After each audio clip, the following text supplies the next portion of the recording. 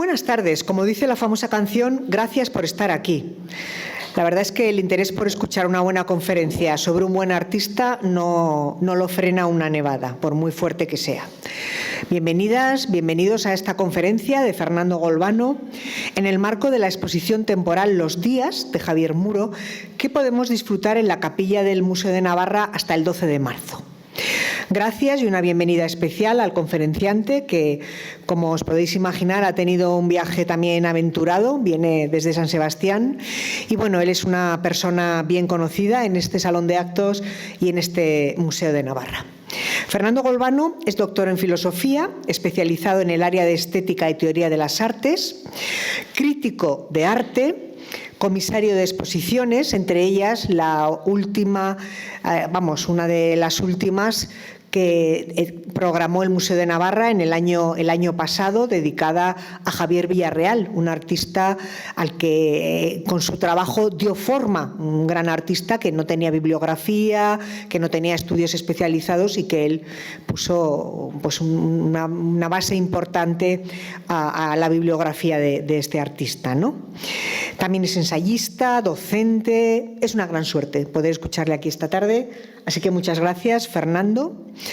Entre sus publicaciones especializadas destacaré una breve selección, los textos del catálogo de Javier Villarreal Armendáriz, 1962-2019, una cartografía de imaginarios y paisajes críticos, editada por el Gobierno de Navarra el año pasado, o la edición crítica de la Ley de los Cambios de Oteiza, encargada por la Fundación Museo Jorge Oteiza en el año 2013, una monografía sobre Alejandro Garmendia para la Cucha Fundació en el año 2018, la obra Kairos Contemporáneo en San Telmo Museo y la Fundación 2016, en San Sebastián en 2016, ese mismo año, 1966, Gaur Constelazioak, también en el Museo San Telmo, y además podemos leerle con frecuencia sus artículos claves en capítulos de libros y realiza una importante labor crítica de arte especializada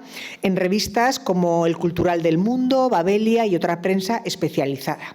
Por lo tanto, es una suerte y un placer poder quedarnos escuchándote hablar sobre Javier Muro, la apropiación y la deconstrucción derivas de la escultura contemporánea. Estoy segura que tu mirada, desde esa atalaya en la que estás, pues nos va a arrojar mucha luz y va a aportar mucho también a la obra y al acercamiento de la obra de Javier Muro. Luego habrá un turno de preguntas si el público lo desea. Pues muy bien, muchas gracias Mercedes por tu amable presentación, porque no sé, ahora vas a suscitar aquí expectativas que no voy a cumplir, pero intentaremos establecer un diálogo con la obra de Javier, el contexto un poco del cauce del campo expandido de la escultura contemporánea, y entonces me detendré en algunas cuestiones que relacionan ámbitos que se imbrican con la herencia del conceptual, del apropiacionismo, del constructivismo y desde luego con esas poéticas que tienen que ver también con giros lingüísticos, aunque de un modo muy implícito los aborda Javier, pero no los explica como tal. O sea que intentaremos darle vueltas a partir de tu trabajo, que iniciaré con un recorrido histórico a algunas cuestiones, para llegar un poco a entrar en la exposición tan interesante y tan sugerente y llena de vocaciones que tienes en la capilla. De manera que os agradezco también que vengáis, porque con este tiempo no apetece mucho salir. Yo pensaba que no llegaba, pero al final todavía estoy con el susto un poco en el cuerpo y a ver qué podemos hacer. O sea que os agradezco el esfuerzo por venir. Bien,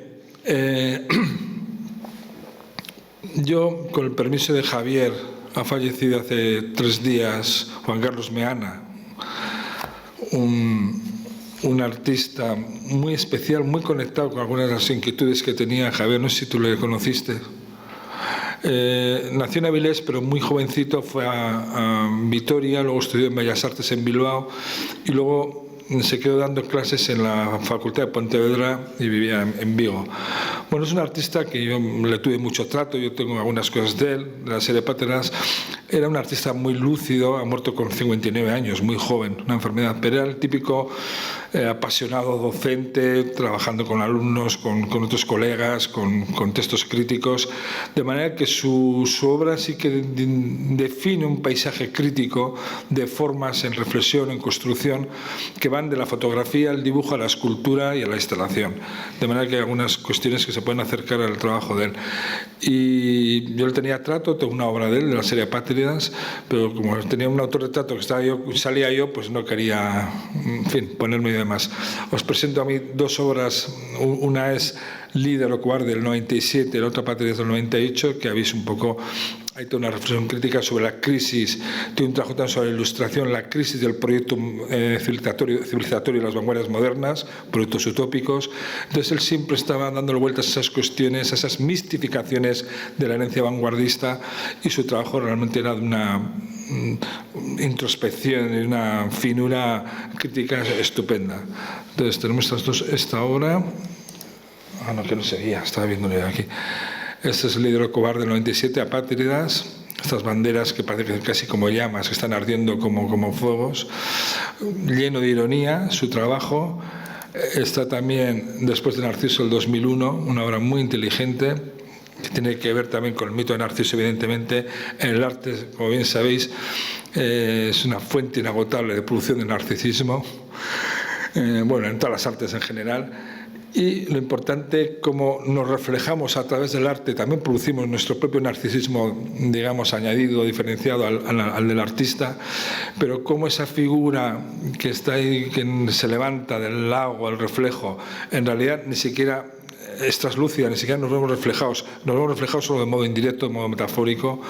O esta obra hacer que las plantas crezcan protegidas por su imagen, un guiño muy sutil a Kossuth, silla, foto de la silla y representación lingüística de la silla. Bueno, en este caso esconde el objeto, el referente, ese juego irónico conceptual, para presentarlo de modo en fotografía, pero aparece por detrás la silla. Siempre con estos juegos conceptuales, deconstructivos, entre los referentes, los géneros, las imágenes, los referentes externos, pero creando una especie de metalenguaje del arte en términos escultóricos, he dicho antes fotográficos o en dibujos. O sea que, de algún modo, se la dedico hoy también, aparte de Javier, dedico al recuerdo de Juan Carlos Meana, que era un tío estupendo y un gran artista cabal y muy, muy interesante. Bien. No se puede hablar de construcción, de apropiación, sin empezar con una historia que ha cumplido ya más de un siglo, que es La Fuente de Robert Muth, la fuente que Duchamp presentó en un salón que fue rechazada por un comité de expertos y de las vanguardias. Y entonces, cómo este objeto que tiene un origen de uso funcional, un urinario, que lo único que hace es poner la firma de Robert Muth, es decir, hacer un ejercicio nominalista de nombrar un objeto y presentarlo en otro contexto, es decir, entra ya la primera tentativa de la crítica institucional. Es arte aquello que la institución arte reconoce como arte. O sea, ya entramos ahí en las primeras propuestas de estos, que rompe toda la lógica moderna de las vanguardias y establece una dinámica nueva. Lo interesante es que esta pieza, esta obra, fue rechazada por este comité de expertos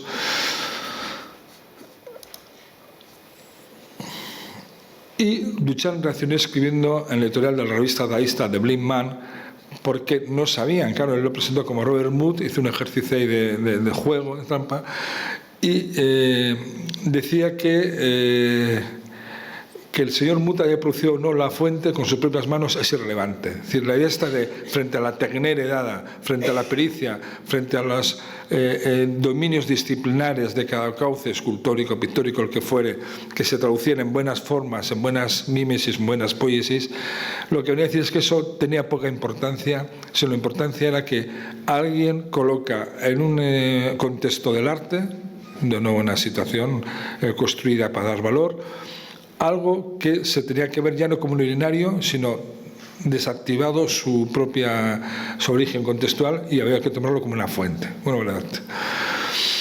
Y dice, y lo he dispuesto de tal forma que su finalidad desaparece detrás del nuevo título y del nuevo punto de vista. Aquí entramos ya en un problema nuevo interesante. Él ya había ensayado 4 años antes, 3 años antes, con el portabotellas y con otros ready-mades, había ensayado este juego de coger objetos banales y plantarlos en un contexto aurático, en un contexto expositivo. Ha sido una ironía, una crítica, una deconstrucción de los géneros y los cánones, pero también había contribuido a desfetichizar la idea de la autoría que tenía este regambre romántico, de genio, obra única producida por alguien que tiene capacidades para crear obras conforme a como crea la naturaleza, con una capacidad poética, de poiesis, de producción.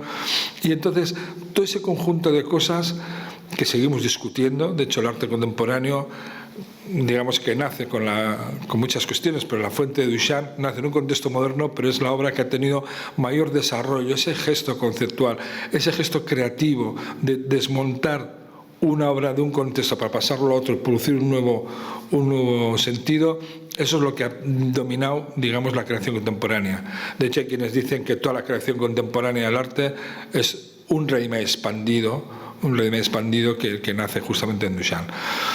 Claro, la paradoja es que en el año 96, Sherry Levin, que también era otra artista vinculada a la historia de la deconstrucción, el posmodernismo, Sherry Levin utiliza obras de otros artistas, imágenes de otros artistas que roba para producir nuevas obras.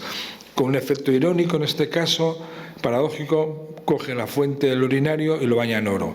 Es decir, si justamente el efecto primero era desaurotizar, quitarle ese valor simbólico, extraordinario, aurático, único de la obra de arte única, de algo que venía en serie producido, con este gesto contrario le devuelve una cierta aura, una cierta mística de objeto relevante, de objeto precioso, de objeto cualificado con unas propiedades de nuevo ideales, modernas o clásicas. Es decir, que ya entramos en este juego de apropiación de la apropiación, intervención, de construcción en un juego infinito de variaciones y de formas. En el contexto nuestro más cercano, el ejemplo más claro es justamente Jorge Oteiza, que en una de las piezas principales de su propósito experimental, 1955, 1957, 58, donde presenta una de las cajas metafísicas como un homenaje a Mallarmé, esta primera, porque él había leído un golpe de dados, una bolera al azar, y le interesaba mucho la idea del vacío, la idea del libro infinito, la idea de expansión y de construcción del lenguaje, de la prosa del mundo para producir otros sentidos, otros vacíos en el poema, que es la apertura a otras nuevas significaciones, y el que no es por casualidad que Oteiza, que está en esa fase de que el vacío es el origen de una nueva significación, tome el pretexto de Mallarmé, le dedique a Mallarmé esta obra, luego hará bastantes más, hará una serie más grande, pero que se apropia un concepto de Mallarmé, pero luego él también se apropia y hace un ready-made de su propia obra. Este homenaje a Mallarmé del 58 lo transforma...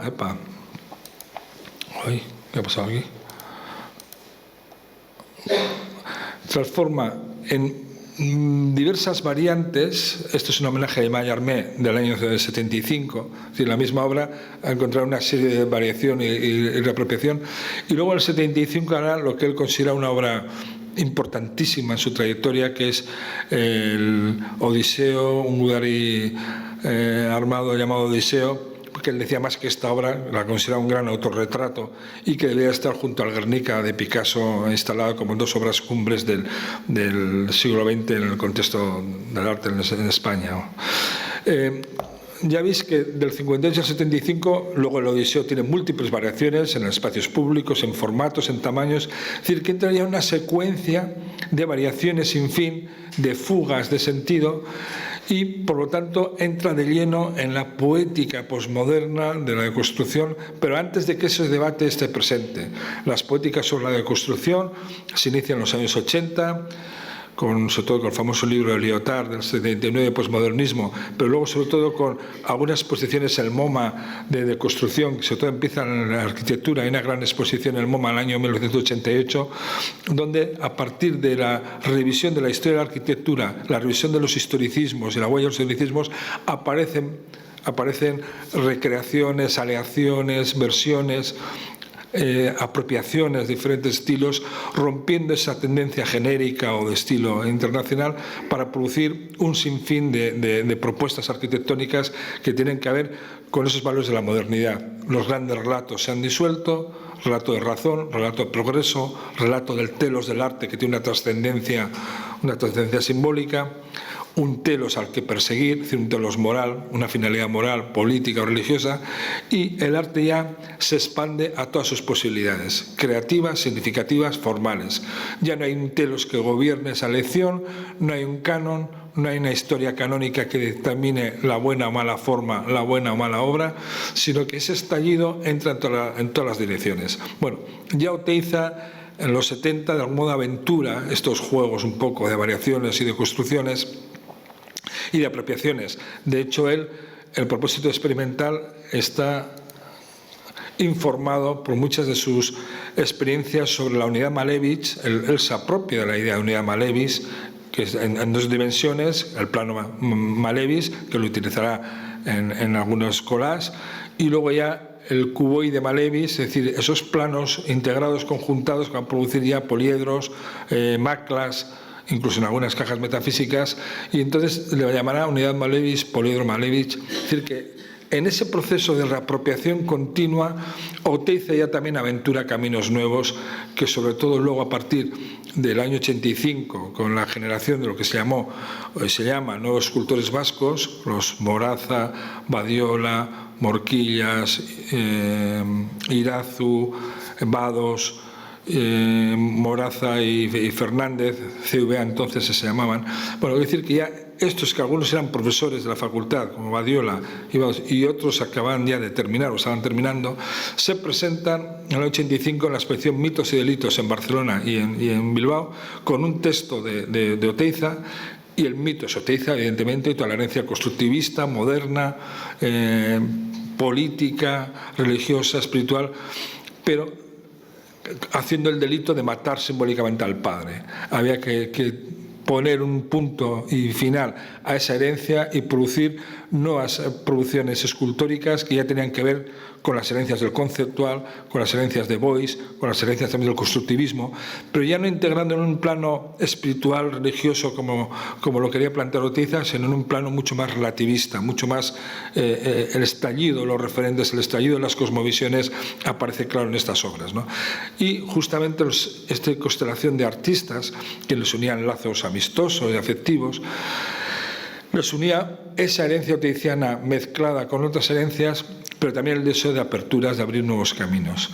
Justamente una de las obras que tiene que ver con esta poética de la apropiación es esta pieza de mitología Satxo An Ondoren Batzuk del 2015 hecho en Badiola, es decir, que parte de la icónica imagen del año 65 en la casa de Hondarribi de Irún, casa taller Oteiza Basterrechea, la foto esta que se ha convertido como el icono del grupo Gaur, que se presenta en el año 66 con un manifiesto en la Galería Barandiarán de Donosti, y coge esta foto que ha venido una especie también de mito de la emergencia, la trama moderna en el arte y de la trama, digamos, referencial. De hecho, se habla de escuela vasca y se habla como los padres fundadores de una tentativa de escultura, de pintura, etc. Creo que eso son un poco autodenominaciones demasiado generosas, porque en realidad no formaban ninguna escuela, ni compartían las mismas poéticas. Sí compartían un deseo de ser juntos, de trabajar juntos, de apoyarse, de enfrentarse a las limitaciones de la dictadura, que hasta para hacer una exposición de Gómez había que pedir permiso al gobernador y había censura, pero sí que ese deseo de instituir nuevas instituciones para el arte, nuevas asociaciones de artistas, que eso permitiría un avance colectivo y una presencia colectiva. Les animaba también esa idea tan vanguardista de religar la cultura popular y la cultura de vanguardia, la cultura moderna. Pero digo que en esta obra de Badiola, frente a los grupos Danok, a los grupos Gaur, Grupo Orain y el de Danok, que era el de Pamplona, Emen, el de Vizcaya, pues invirtiendo, haciendo el doble negativo de esos nombres, ya no va a ser Gaur, sino es Atxo. Ya no va a ser Emen aquí, va a ser An. no va a ser orain, va a ser ondoren, no va a ser danok, sino va a ser bachuk. Es decir, esta deconstrucción irónica de ese legado está inteligentemente presentado en esta especie de estantería vacía que no por casualidad la acoge. Todo el proyecto moderno y el proyecto de estos artistas está muy vinculado, como veremos también con el caso de Javier Muro, está muy relacionado con una herencia de la Bauhaus, donde la integración de las artes, donde los diálogos entre el diseño, la arquitectura, las artes diferentes encontraban caminos de encuentro y de diálogo.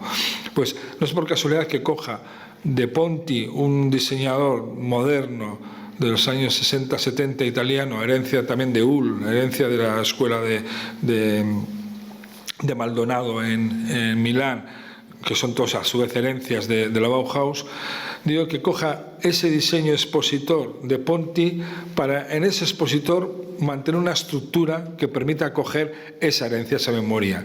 Y aquí puedes poner libros, bueno, era un mueble moderno, podías poner libros, discos, lo que fuere. Bueno, me parece que ya desde esos años 80 y pocos que se inicia esta renovación de la tradición escultórica y la emergencia de rupturas nuevas, este grupo, los artistas de este colectivo, mejor dicho, más que grupo, colectivo efímero, en el 85, ya encontramos piezas donde convergen estas ideas de deconstrucción, de apropiación y al mismo tiempo de apertura a otros significantes. Siguiendo con esta idea de Oteiza como fuente de apropiaciones nuevas, tenemos la caja de Elena Mendizábal, coetánea de Badiola, Moraza y todos estos, pues son Bellas Artes, la caja metafísica con asa, que es una ironía preciosa y muy bonita, portátil, o sea, frente al museo portátil, la caja portátil, caja maleta, que es justamente de construir la potencia metafísica de las cajas de Oteiza, su valor espiritual sagrado, donde el sentimiento trágico de la existencia encontraba un hábitat íntimo para recoger y para ser pensado, pues lo convierte en una especie de caja maleta portable, ¿no? Muy pop el gesto, muy irónico, muy ready-made, muy Duchamp, pero bueno, otro elemento. Y también el artista José Ramón Amondarain, un poco más joven que Elena Mendizábal, donde la serie de tizas de Oteiza las convierte en una serie de esculturas que las va presentando en otros formatos, con otros materiales, también en un juego continuamente irónico. De hecho, Amondarain será de los pintores y artistas que más practica la idea de apropiación y la idea de simulación y la idea de sabéis que tiene una serie sobre el Guernica, que no la puede presentar, hizo las 8 versiones del Guernica, los dos bocetos a tamaño real, pero por problemas con la familia no ha podido sacar el catálogo, no puede hacer. En realidad esta idea de copia, simulación, apropiación, que son rasgos todos de esa filosofía de la deconstrucción y de la apropiación.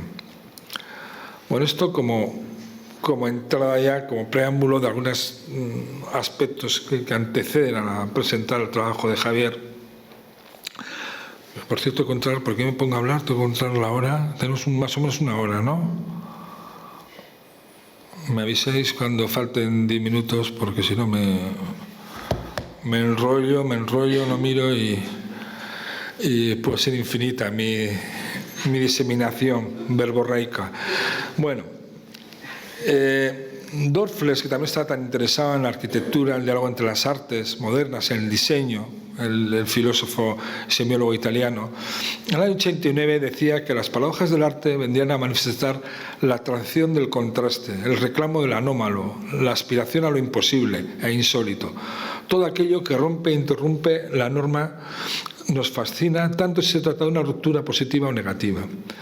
Ciertas derivas críticas apocalípticas, eso ya lo digo yo, no está entre comillas, no lo dice Dorfles, sostienen que acontece una progresiva desaparición del componente simbólico en el arte contemporáneo.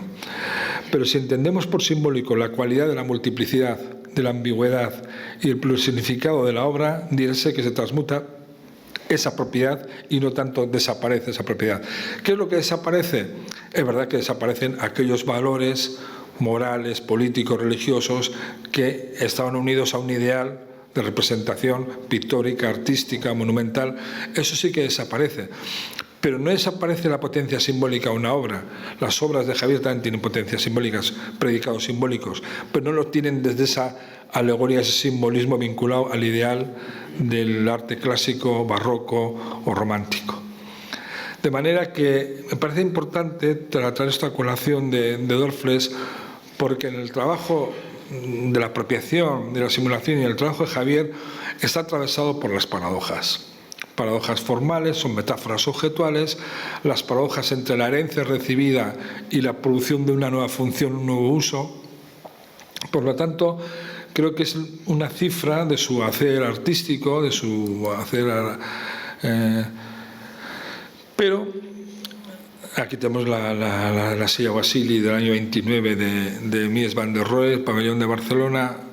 No, la silla de Barcelona, que diga, y la silla de Marcel Breuer, profesor también de la Bauhaus, de origen húngaro creo que era, que por cierto, si vais algún día por Bayona, mucha gente no se da cuenta, el edificio más cercano que tenemos, una obra de los años 70, que está en una ladera, un gran edificio de hormigón blanco, brutalista, es la única obra que hay cercana en el contexto vasco-navarro y parralde de Marcel Breuer, una obra de los 70. La verdad es que está muy bien. Pero digo que Breuer, que se tuvo que exiliar a Estados Unidos, como tantos como Mies y como tantos otros, era amigo y compañero de Mies van der Rohe, y entonces está bien que coja estos casos, la silla Barcelona, el pabellón del 29, año 29, el mismo año en que se hace el Náutico de San Sebastián, una de las obras racionalistas modernas de la arquitectura de Aizpurua y Lavallen. O sea, estaban Mies van der Rohe con 44 años, diseña el pabellón de Barcelona, y en cambio Lavallen y Aizpurua, que eran jovencillos y eran militantes falangistas, se murieron en la guerra, pues tenían 20 y tantos años. Pero era interesante que a la vez estaban haciendo dos proyectos racionalistas modernos que son realmente interesantes, comparar el náutico y comparar el pabellón y los muebles que diseñaron. Pero antes voy a volver un poquito atrás porque quería hacer algunas consideraciones, antes de entrar en detalle algunas horas, algunas consideraciones a partir de lo que supuso la apertura de Duchamp.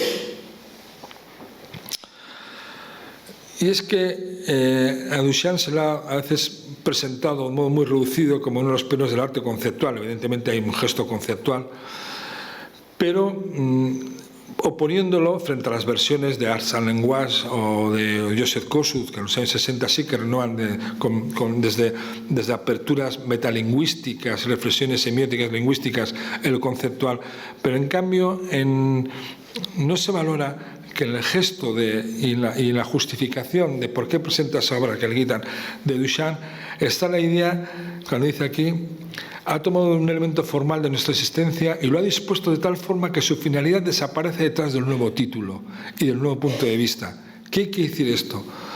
Que mientras que el conceptual, que a veces abusa de tautologías en su definición, el arte como idea, idea como idea de Kosuth, el arte conceptual, su explicación es tautológica, en su propio enunciado está la definición y se separa claramente del aspecto del juicio estético del observador o la observadora o las propiedades expresivas, lo que fuere, sino que intenta depurar de esa, digamos, genealogía expresiva, simbólica, semiótica, para contenerse en esa proposición analítica, lingüística, filosófica, y por lo tanto renuncia a eso que es muy importante en las artes y que ya hace muchos años Kant, en la crítica del juicio, 1790-94, ya establece que el arte es el laboratorio de la libertad y que las intenciones del autor no se reflejan directamente mediante la obra en el juicio estético del receptor. Es decir, que el observador, nosotros, cuando estamos frente a una obra de arte, sepamos mucho del contexto de la obra y las intenciones del autor o no sepamos nada, tenemos capacidad de crear sentidos, significaciones, relaciones, producir anamnesis, un conocimiento a través del recuerdo, a través de la asociación de referencias que nos suscita una obra frente a otras cosas que hemos conocido. De manera que él no estaba contra esa idea de que el arte es libre para producir significaciones libres, sino que es lo que quiere hacer el conceptual, que determinar el único sentido, sino que él deja abierto esa cuestión. De algún modo volvemos, desmarcándose de otra tradición moderna, más de vanguardia, volvemos a la idea de que la fuente, aunque fuera un objeto industrial fabricado en serie, es transfigurado en un nuevo sentido, en una nueva función, en una nueva forma, y que esa forma está abierta a múltiples significaciones. Si ya Adorno en el año 69 con su teoría estética, el último gran tratado, o Derrida ya en los años 70-80 se planteaba que la configuración estética, es decir, las capacidades que produce un objeto u obra en producir nosotros juicios, sensibilidades, imágenes, es abierta, se difiere y se disuelve en una especie de construcción de todas las categorías heredadas. Es decir, que entramos en una dinámica sin fin de variaciones, de juicios producidos en segundo grado. También reconocía Duchamp en un texto que tiene el acto creador. Él decía que no agota el acto creador la obra del autor que dispone una obra concreta, sino que el receptor, la receptora, crean un sentido asociado a esa experiencia y por tanto también tienen un momento creador. Es decir, no termina solamente en el autor. Esto es muy importante porque esto es volver a Kant. Esto es volver a que la estética, ya no como teoría del arte normativa que define, o como decía quería Oteiza, define el sentido de algo de modo unívoco, sino la estética también como juicio de gusto, juicio reflexivo, subjetivo, esa es la paradoja, la antinomia, es un juicio reflexivo, subjetivo, que relaciona de modo libre las facultades sensibles, la imaginación y la razón. Es decir, establece un conglomerado de acciones que no las podemos pensar ni separar en nuestra experiencia, que tienen dimensiones sensibles, imaginativas y racionales. Es decir, devuelven poder al espectador o espectadora para producir sentidos nuevos. Y esto es muy importante en un contexto más del arte del paso, el arte moderno, el arte contemporáneo, donde justamente esa apertura polisémica, esa apertura semántica a múltiples direcciones, no se concluye sino en que cada observador, cada observadora, que producen experiencias singulares. Esto es lo importante, más allá de la intención del autor. Hay una producción de singularidades que es lo que se convierte en relevante en el arte contemporáneo. Esa capacidad de producir singularidades, es decir, experiencias que pertenecen al acervo, al juicio, a las capacidades, a los acervos y memorias que movilizas de cada uno y de cada persona que lo observa. Esto es muy importante porque justamente Kossuth, cuando planteaba esa idea de que hay una proposición presentada dentro de un contexto del arte y que esa proposición tenía que tener un sentido único, definido, rígido, cerrado, lo que hace es cuestionar que incluso el conceptual, incluso algunos que se ven como conceptual o el minimal, pueden ser apropiados en nuestro juicio de modo muy libre. Es decir, que eso no agota las posibilidades de sentido. De manera que las huellas, al borrar las huellas perceptivas del objeto, que es lo que querían hacer los conceptuales, que nuestra percepción no marcara ningún sentido a esas obras, al querer borrar esas huellas perceptivas del objeto en aras a una esencia conceptual o filosófica, otorgan un protagonismo abusivo a la interpretación que coincide al máximo con las intenciones del artista. Es decir, entender el buen sentido de esa interpretación es entender las intenciones del autor. Y esto es una falacia intencional, claramente. El arte no se sujeta. Si el arte es un laboratorio de libertad para el creador, también es un liberatorio de la libertad para el receptor o receptora. Y entonces ahí se retroalimenta, paradójicamente, una vuelta a una cierta estética kantiana.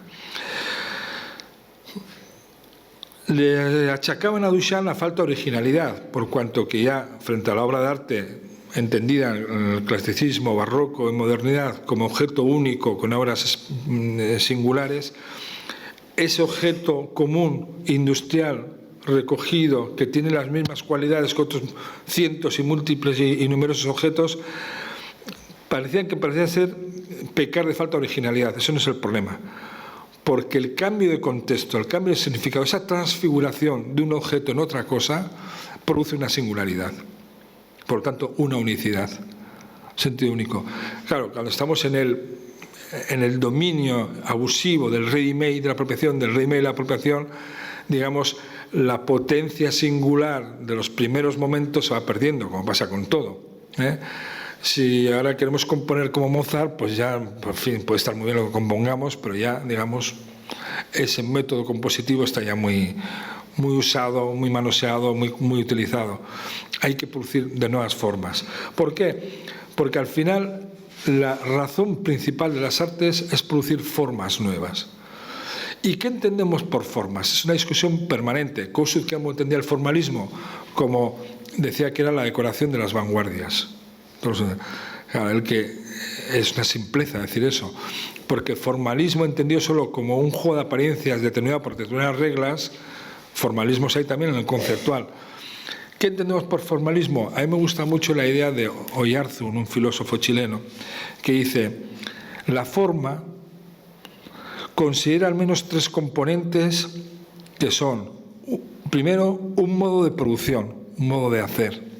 Segundo, un conjunto variable de medios y una serie de objetos singulares que construyen una constelación en la cual, y solo en la cual, solo mediante la cual, es posible determinar el sistema de reglas genéticas estructurales que correlacionan modo y medios, lo que antes se decía de modo muy simple, forma y contenido.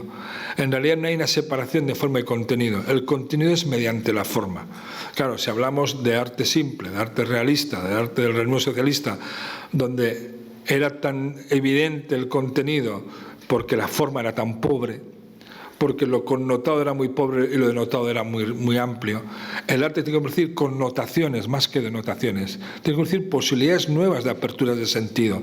Por lo tanto, la forma integra eso que llamamos una forma, que es un constructo que integra diferentes elementos, como la idea de Platón, que era una idea que reflejaba mundos de significados diferentes, y por lo tanto ese conglomerado de estructura, modos de producción, puesta en forma, elección de poéticas y materiales y por lo tanto producción de relaciones singulares, internas y estructuras que van a producir evocaciones significativas, todo eso constituye una forma. El formalismo trabado así no es ni un objeto, no es una poética decorativa, ni las vanguardias ni las vanguardias. Es justamente la esencia del rol de las artes. Producir formas nuevas que se pueden hacer, como dice Oteiza y como hacen otros, reutilizando elementos heredados del pasado o incluso muy antiguos, porque lo importante es la nueva imbricación, la nueva constelación de relaciones que se produce utilizando algo del pasado. O sea, que la forma es lo nuevo, pero no lo nuevo en el sentido de modo pobre y unilateral de lo que ya no existía antes, sino lo nuevo entendido como producción de nuevas determinaciones de sentido. Nuevas determinaciones de sentido. Es decir, que no es una mera prolongación de algo que ya está, sino que crea una apertura nueva de sentido. Yo creo que entender así las cuestiones, y en el trabajo de Javier vamos a ver que así funciona, esto queda inaugurado sobre todo con la acción y el gesto de Duchamp, que algunos han planteado ya, algunos teóricos y críticos, que se inicia en esas primeras décadas del siglo XX lo que se ha llamado ya la tónica dominante de la situación contemporánea en las artes, que es la desartización. Entendía la desartización justamente como esa expulsión de lo simbólico y expresivo en las artes, y por lo tanto esa hegemonía, ese dominio del ready-made, del conceptual, del minimal, que no ha entendido que el arte tiene múltiples posibilidades, porque si algo define es la expansión a sus múltiples posibilidades, la expansión incontrolada de las posibilidades de sentido. Por lo tanto, diríamos que el estallido de los referenciales que establece el arte contemporáneo, el ready-made o el arte conceptual o todas las prácticas las derivadas de la escultura moderna contemporánea, ese estallido de los referentes y el estallido de la quiebra de la representación, de los modos de representación clásico y barroco y primeros modernos, tiene que ver con que el juicio estético retorna en esa crisis. El atender que hay alguien más allá del autor, del creador, que va a dar sentido, va a dar propuesta y va a generar una segunda capa, secuencia de significaciones y de sentidos, es decir, de formas significantes. Las experiencias son nuestras formas significantes. Las experiencias estéticas son las que nos singularizan en el mundo. Tenemos un modo de estar en el mundo porque lo estamos a través de esas experiencias estéticas en las que el arte, no solamente el arte nos provee de modo principal. Por lo tanto, menos componente artístico esa crítica actual de la desartización no equivale equivale paradójicamente a más estetización de lo no artístico. Es decir, de aquellos elementos que no venían del arte, que puede ser del diseño o de otros objetos industriales, que sin embargo van adquiriendo una capa, una propiedad artístico y estética. En ese encuentro de paradojas fluye la creación contemporánea. Es una idea, yo creo que importante para pensar, porque tendemos a producir, también por intereses de mercado, de intereses de museos, intereses de coleccionistas, es decir, a producir jerarquías entre tendencias y escuelas, povera, conceptual, o sea, y con ello lo que hacemos es producir una jerarquía de progreso cuando en esa categoría no pertenece al arte. En el arte no hay progreso, hay producción de formas nuevas y de significaciones nuevas. Por lo tanto, los ready-made, en cuanto a presentación y expresión de esas ideas estéticas que van más allá de las intenciones del autor, abstraen o ponen entre paréntesis, pero no eliminan los pensamientos y contenidos extraestéticos. Esto lo vamos a ver también con el trabajo de Javier.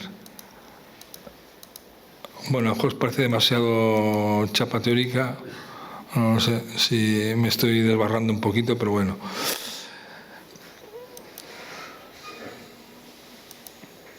Bueno, lo interesante del caso de Javier, una parte de su obra, porque estamos hablando de la última obra, es que siempre objetos de uso cotidiano, uso doméstico, uso funcional, lo mismo que hace la operación, el gesto transfigurador que iniciado por Duchamp, los coloca en otro contexto artístico y por lo tanto los introduce dentro de un contexto de reconocimiento como obra de arte y dentro de la institución arte.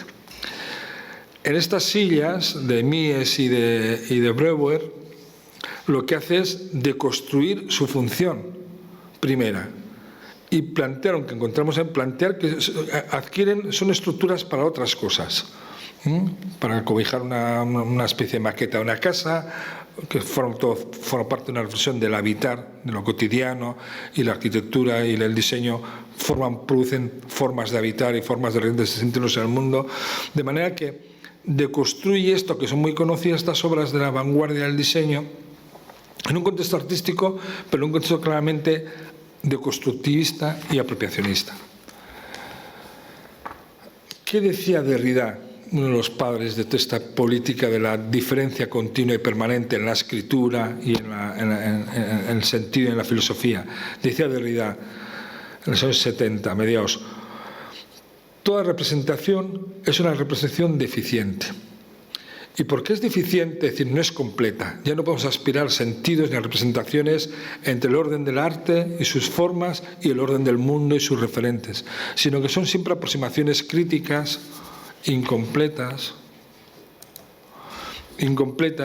y por lo tanto hay una diferencia. Habla de la diferencia en la escritura, en el sentido, en el lenguaje, y esa filosofía deconstructiva, que está muy presente en los autores también de lo que he dicho antes, de los nuevos escultores vascos, esa escritura, esa puesta en forma de elementos heterogéneos o la dislocación de elementos recibidos, produce diferencias, igual que el ready-made produce diferencias.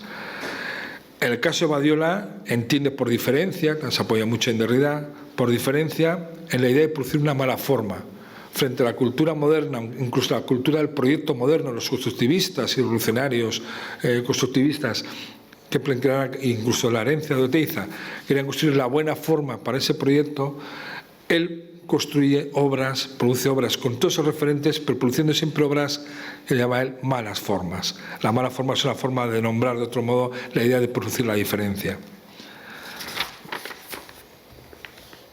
Con esto quiero decir que siempre hay, parece que lo olvidamos, en la historia del arte una inestabilidad de las propias categorías que informan y definen lo que es el arte.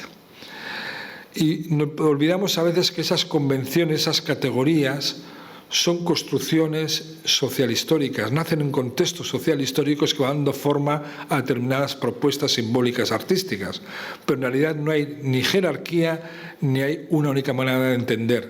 La crisis de los estallidos referenciales, la crisis de los lenguajes del arte moderno y clásico en todas sus posibilidades contemporáneas es una crisis también, por lo tanto, de sus categorías asociadas y, por lo tanto, dar una vuelta, un nuevo valor a ese desplazamiento de Kant, a esa intuición kantiana, Forma es lo que producimos también con nuestro hacer libre, juego libre de las facultades que nos produce una experiencia, un estar en el mundo. ¿Por qué?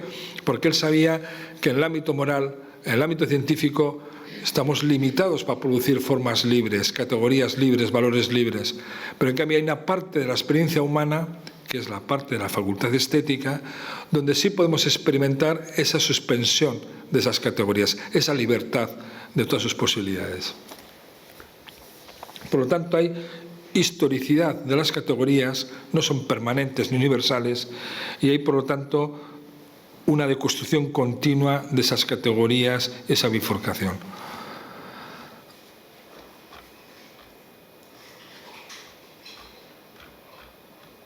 Bueno, seguimos con Javier, esta obra también que es del año 20, ¿no? La izquierda, 2021, o 22.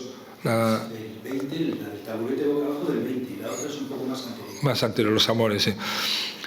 Bueno, ya veis que siempre hay una tensión entre la forma reconocible y la posibilidad de una nueva significación, lo que hablábamos antes, ¿no? Y entonces está ese taburete normal que acoge una macla de hormigón, una casa, maqueta de casa, y está invertida. Bueno, en realidad lo ves y la primera vez parece que es un proyectil que ha caído, hay una suerte de proyectil, de dardo. Pero bueno, son todo ironías, y la ironía, como ya decía, bueno, desde Kierkegaard, es muy importante la ironía moderna, pero sabemos que la ironía es portadora de una visión del mundo en la que manda la paradoja, en la que gobierna la paradoja, la construcción del sentido, el cuestionamiento constante de todas las manifestaciones de la realidad.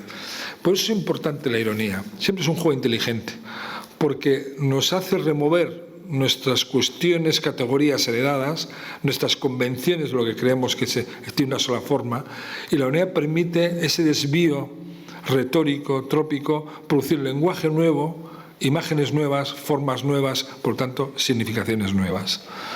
Igual que esta silla de amores encontrados, que bueno, hay una ironía lúdica, hay una ironía crítica, y me gustan mucho estas piezas porque son de una factura muy excelente, estupenda, pero con esa cultura del diseño siempre, que son aquello que tiene una función de producir una vida mejor, nos acompaña en nuestra cotidianidad, se convierten en acciones imposibles, en objetos imposibles, por lo tanto objetos surrealistas, oníricos, utópicos, en el fondo formas críticas, formas que desestabilizan ese sentido heredado. ¿Cómo voy de tiempo? No he mirado la... 10 minutos. 10 minutos, bueno. En Timeline, esta línea de tiempo, de nuevo la ironía, que a la vez ha hecho una, no la tengo aquí, pero la tenéis en la exposición, un dibujo donde estas formas devienen ya una plenitud, devienen una secuencia de formas geométricas dibujadas y pintadas. De nuestra línea del tiempo, esta especie de mesa, camilla, va tomando formas distintas, siempre con esta herencia también de los planos geométricos. Incluso recuerdan algunas conjunciones livianas de Oteiza y constructivista. Es decir, hay como un hacer reminiscente que nos lleva a herencias distintas, pero que no nace, no podemos determinar de cada una de ellas a esta obra. Hay un salto poético, hay un salto creador en esta disposición, en esta creación, aunque recreemos y pensemos en otras cosas. Pues este negro, esta estructura varilla, este tubo de Breuer, de la Bauhaus y de Mies, con todo este contexto barroco, de que produce una fuerza irónica superior, porque ya el arte moderno cuestiona e ironiza sobre la tradición barroca con esas alegorías tan pesadas, religiosas, morales, históricas, y en cambio el arte contemporáneo, enfrente de todo eso, es la apertura permanente hacia nuevos significados, nuevas posibilidades. Lo mismo diríamos de estas sillas que no se balancean y lo que soportan es la casa invertida. A mí me recuerda un poco algunas piezas irónicas muy inteligentes de joder, el italiano, el de...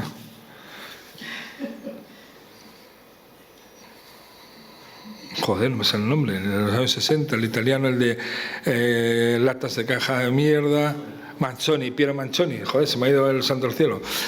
Piero Manzoni, que tiene para mí una de las propuestas más inteligentes en la escultura contemporánea, ahí en Bélgica. Un pedestal, un cubo de piedra, y al revés escrito, que pone su nombre, el pedestal del mundo. O sea, la crítica de la escultura contemporánea nace con la crítica al pedestal. El pedestal es una forma de colocar frente a la mirada y percepción humana a un ser superior, ecuestre, un emperador, un obispo, un cardenal, un mito religioso, siempre por encima y siempre aplastando nuestra, ¿no? Con mucho peso y mucha historia.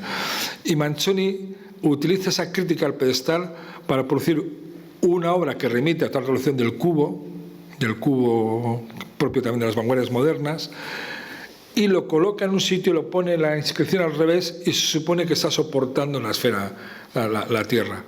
Me parece de una potencia irónica, crítica, de una reflexión sobre la historia de la escultura, una potencia grandísima. Yo creo que es una de las obras a mí que más me interesan de la historia de la escultura. Pues algo me recordaba esto, la casa invertida, que ya no se balancea con la silla. Algo me recordaba este gesto irónico que está muy presente en el trabajo de Javier, siempre está muy presente, como en la siguiente, esta cruz con ruedas, llena de ironía y de cargas simbólicas, de aluminio y de madera pintada, que también en este contexto adquiere un punto hereje también interesante. Y el arte hace eso, frente al el abuso, el uso y el abuso del arte religioso de la cruz como emblema religioso cristiano, emblema del sacrificio, el martirologio, es decir, del éxtasis y de la comunión que producen los héroes sacrificados. Pues toda esa mitología desmontada y deconstruida en una especie de símbolo rodante, portátil, que tiene mucha gracia y mucha fuerza. Y no digamos nada, y él lo sabe porque lo hemos hablado más de una vez, de unas primeras piezas de Javier que a mí me encantó, donde este hacha está invertida, las relaciones invertidas, lo que sirve para cortar es lo que sirve para agarrar, y a la vez lo que es de acero es el mango. Es decir, cómo a veces una idea simple, una metáfora objetual, reúne una posibilidad de cosmovisiones críticas, de formas críticas, que hacen que esa intuición tenga una gracia y tenga un poder mucho más interesante. Por lo tanto, si el arte tiene algún telo, si es que tiene, salvo para estos que son claramente de carácter político, moral o religioso, si tiene, es un litigio permanente entre introducir el caos en el orden, como decía Adorno, tras mínima moralia, después de la experiencia trágica de la Segunda Guerra Mundial y el genocidio nazi, introducir el caos en el orden. Por eso le interesaba la música de Stockhausen, le interesaba Beckett, le interesaban los artistas que rompían las herencias de las prosas convencionales y de la música convencional. O, en el caso de Castoriadis, decir que también es un litigio permanente en dar forma al caos. Entre introducir el caos y dar forma al caos, en esa tensión permanente están las propuestas más interesantes del arte contemporáneo. Porque sabido es que el arte no es reducible a idea o a razón, porque siempre porta una dimensión enigmática, que depende también del que lo mire y lo observa, pero hace sentido para cada cual. Es lo que Jacques Rancière habla, la ironía que está presente en el régimen estético de las artes. ¿Qué quiere decir esto? Que siempre hay distancia entre las intenciones del creador y los efectos del receptor. Por eso siempre hay una desconexión, siempre falla el arte pretendidamente muy religioso, político, porque no hay claramente evidencia en que esas intenciones se transfieran en una recepción cabal, correcta y pertinente que movilice una catarsis en el receptor. Yo escucho música sacra, escucho a Arvo Pärt, escucho a, yo qué sé, las variaciones Goldberg vaya, estoy en la nieve, tengo nieve aquí de Bach, y no me convierto después de escucharlo en un creyente. No crece mi fe cristiana, que no la tengo. O sea, creer que esas intenciones se revelan de modo cabal y preciso es esa paradoja del régimen estético de las artes. Eso nace en el descubrimiento kantiano. Por lo tanto, si no es reducible a idea o razón, es porque hay una dimensión enigmática que siempre puede diferenciarse, puede activarse una nueva declinación, una nueva diferencia. Sentir es lo que podemos representarnos, lo que es para nosotros objeto de un deseo, de un afecto que proyectamos en las obras, en la literatura o en la música, y lo que es el objeto de una investidura de un afecto positivo. La música que nos encanta nos hace sentir que el mundo, el tiempo se suspende en ese momento. Las obras de arte que nos interesan producen en nosotros una especie de república libre de ideas, de sentimientos, de afectos que reconocemos. De manera que no se puede reducir a idea o razón, que es el gran error del conceptual, que piensa que puede ser una forma conceptual, una forma filosófica. No. Yo si quiero hacer un ensayo filosófico, escribo un ensayo filosófico. Si quiero hacer un tratado moral, escribo un tratado moral. Pero si hago una obra de arte, no tiene por qué ser un tratado moral ni un ensayo filosófico. Es una obra de arte con múltiples posibilidades de producir sentidos diversos. Otra cosa es que hay gente que lo intente o intenta hacer política pobre a través de obras de arte. Eso hay mucho. Por tanto, el arte carece de función y a la vez, de modo paradójico, puede tener múltiples funciones. El arte carece de función salvo de crear reglas nuevas, procedimientos nuevos, formas nuevas, para desplegar un laboratorio de libertad en el que crea y en el que recibe y dialoga con las obras. La creación artística está siempre en diálogo y reformulación de lo heredado. Derrida, toda representación es una representación deficiente, Badiola, la mala forma. En el caso de Javier, apropiarse de esa cultura del diseño del proyecto moderno para producir objetos inservibles, sin ninguna función, que no pertenecen ya a ningún proyecto moderno civilizatorio, simplemente al libre juego de las facultades inventivas o las facultades receptivas, que son también creativas. Decía Adorno en el último tratado escrito en el 69, él muere en el 69 y se publica en el 70, Teoría Estética, dice: ha llegado a ser evidente que nada referente al arte es evidente. En esta implosión de las categorías, de los estilos, de las poéticas, de los modos de representación, ni en él mismo, ni en su relación con la totalidad, ni siquiera en su derecho a la existencia. La discusión de que algo es arte ya no tiene sentido, una discusión, una ontología del arte. ¿Qué es arte? Ahora es cuándo hay arte. Cuando alguien produce ese efecto creador nominalista o cuando hay una institución que lo reconoce y lo coloca en su propio espacio. El arte todo se ha hecho posible, se ha franqueado la puerta a la infinitud y la reflexión tiene que enfrentarse con ello.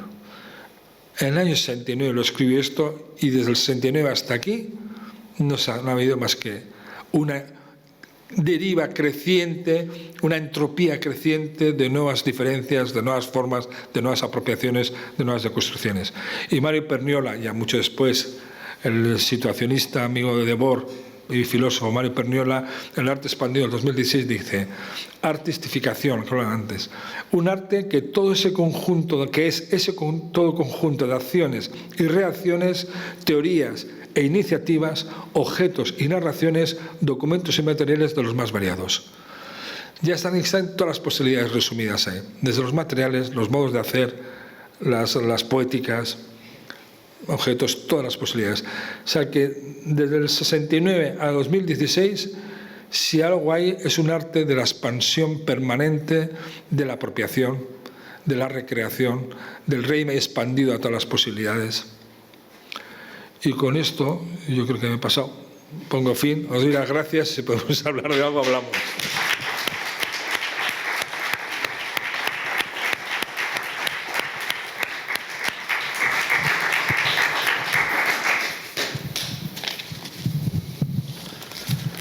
Un poco chapapa un día de enero, pero bueno.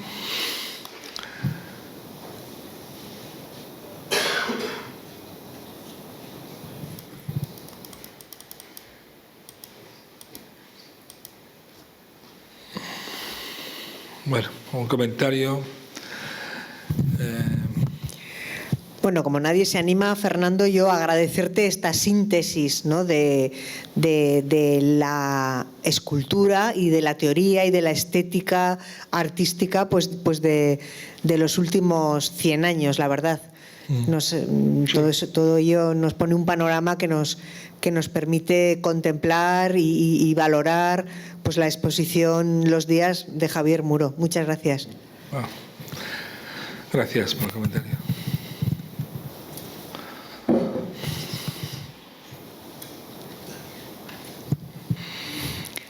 No hay preguntas. Nos has dejado pensando, no hay preguntas. Sí, os he dejado las meninges un poco alborotadas, pero bueno, siempre podéis pensar a partir de esas obras o de otras obras que veáis. Es decir, que lo interesante es ver que uno puede establecer un diálogo complejo con algo que no se reduce a una sola idea o un solo concepto, una sola poética. Hay una pregunta. Sí. Hola, buenas tardes. Hola. Sí. A mí se me ocurre como pregunta, a ver si Javier se reconoce un poco en eso que en ese final que has comentado sobre su obra. Esa es mi pregunta.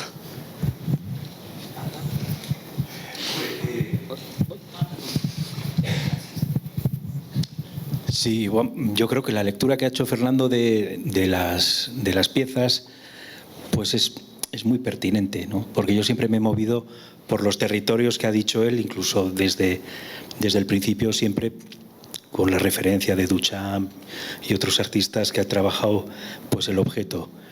Sí que me ha parecido muy interesante muchas cosas que has dicho en cuanto me las puedo apropiar yo para el desarrollo a futuro. Algunas cosas muy agudas sobre la relación que a veces yo malogro entre lo que es la obra cuando la hago y luego la exposición para la interpretación. Y a veces yo no sé si por carácter o por formación también, porque yo no tengo Bellas Artes, yo estudié Ciencias de la Información, tiendo a... y lo he tenido siempre como digamos, como un error, pero al cual casi nunca me he podido, no he podido evitar, sí que es el de intentar ser entendible.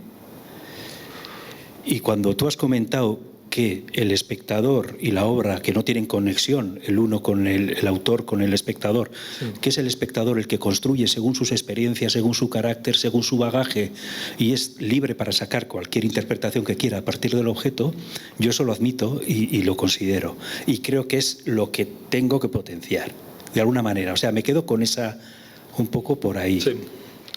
Sí, es importante porque es verdad que a veces los artistas están tan concentrados en su poética constructiva, en su trabajo, que creen que pueden, mediante una forma, desplegar de modo claro sus intenciones.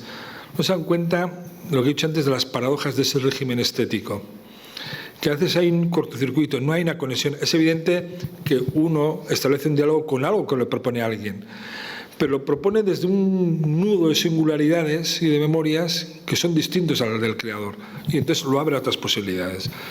Pero siempre hay algo que también participa de la obra del creador, pero no se agota ahí, no es exhaustivo ni ostensible ese abanico de posibilidades de sentido, sino que uno lo recrea y lo abierta. Entonces, quizás por eso hay una cosa que vivía en tu nota, en tu texto, que sí que se notaba mucho este afán de definir mucho la intención de la obra, y creo que es mejor dejar abierta esa posibilidad. Por eso te he dicho que tomo nota. Es interesante. Sí, porque siempre tiendo a, pues igual a machacar, o sea, o a dar demasiadas explicaciones, o ir demasiado, cosa que tampoco me parece mal. O sea, como fenómeno, digamos, como la explicación dentro de lo que has hecho tú, dar luz para la comprensión de futuras obras de arte contemporáneo, me parece que es fundamental. O sea, yo, por ejemplo, cuando alguien se remite o dice del arte contemporáneo esa frase que es muy típica que a veces suele venir además con la introducción, decir, bueno, yo soy pintor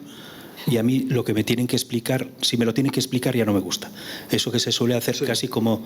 Y que sin embargo, si te das cuenta, todo arte que se explique es más entendible, evidentemente, es como si tú vas a un museo a ver las meninas y tienes la suerte que haya un guía y que te las pueda explicar más pormenorizadamente, ¿no? Según cuál sea tu bagaje cultural, aprenderás más, disfrutarás más. O como antes era el Cineforum, si tú ves una película y luego tienes posibilidad de que alguien te abra más los ojos, no tenemos todo por aprender. Sin embargo, al arte contemporáneo, que de alguna manera eso para mucha parte del público es como si fuera esa especie de tomadura de pelo, y nos vamos por los derroteros de Mauricio Catalán, etcétera. Entonces, yo desde ese punto de vista, igual por hacer unas lecturas más, por hacerme entender, yo no sé dónde leí que bueno, de José Carlos García Leal, me parece que tiene algún ensayo sobre, ¿no? Decía que solo amamos lo que entendemos.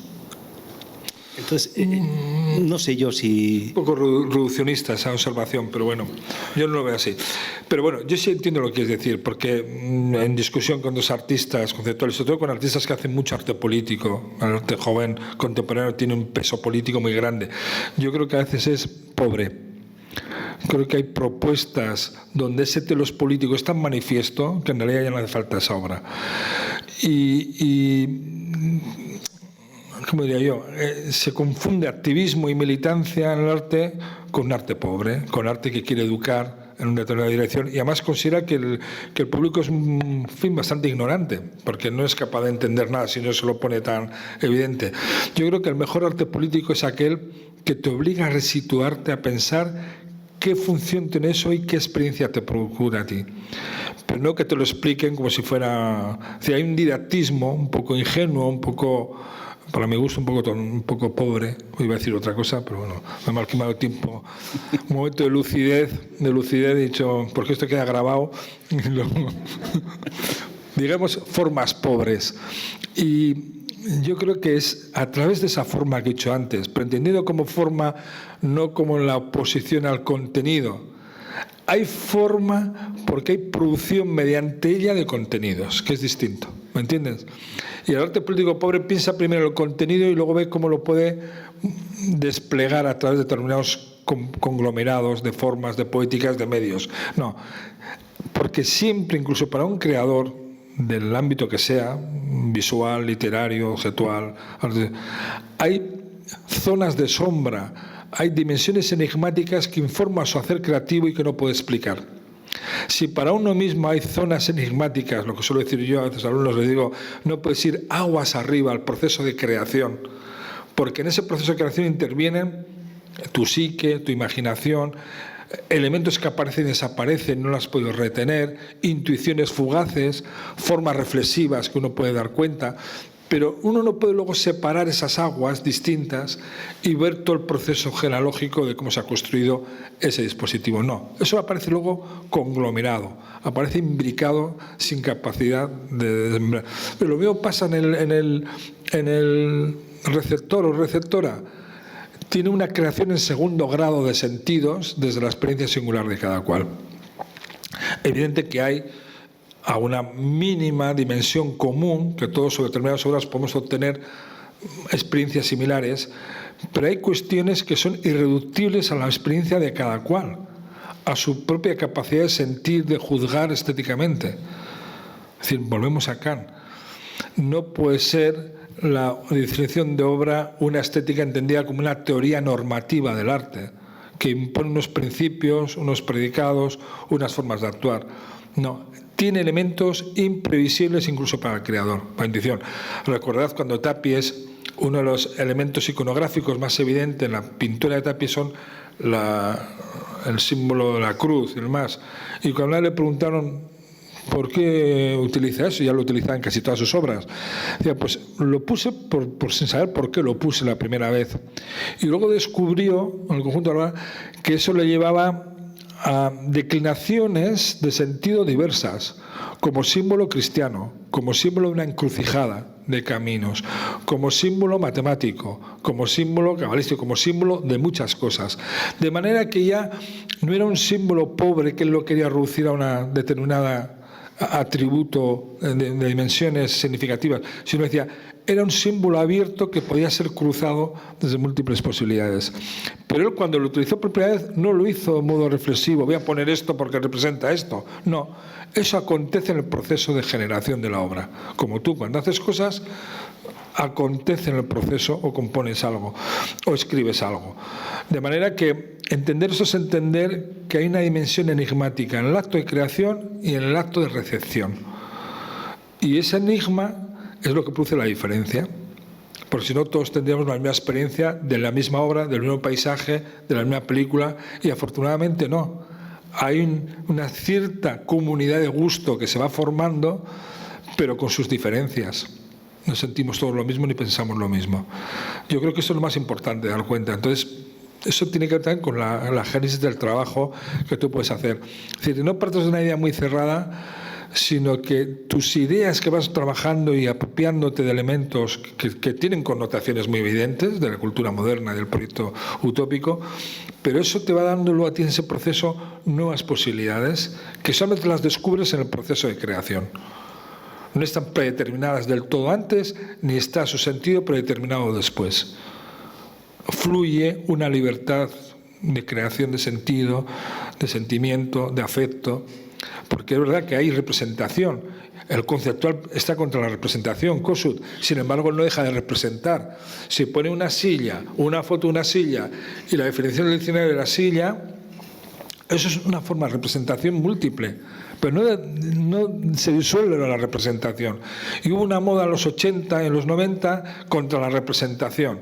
Y todos querían ser, para ser muy contemporáneos, estar contra la representación. No, siempre representamos, porque siempre producimos formas. Lo interesante es reflexionar qué formas y, por lo tanto, qué representaciones. Pero no de modo simplón decir que estamos contra la representación. ¿Me entendéis?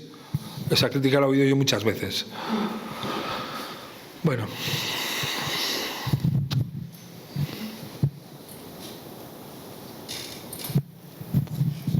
Pues muchas gracias. Nada, gracias por venir.